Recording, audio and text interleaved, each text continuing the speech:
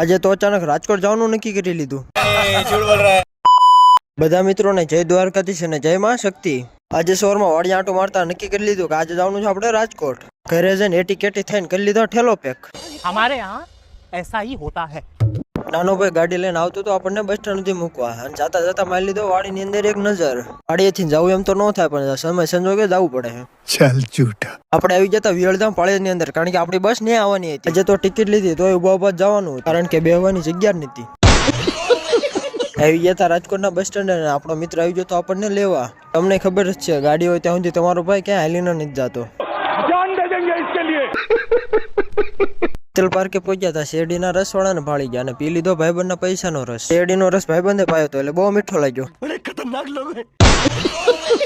ઘણા દિવસ પછી આવી જતા આપણી હોસ્ટેલે. હાલો હું નીકળું ત્યારે તમે લાઈક અને સબસ્ક્રાઇબ કરવાનું ભૂલતા નહીં. Bye bye tata goodbye गया.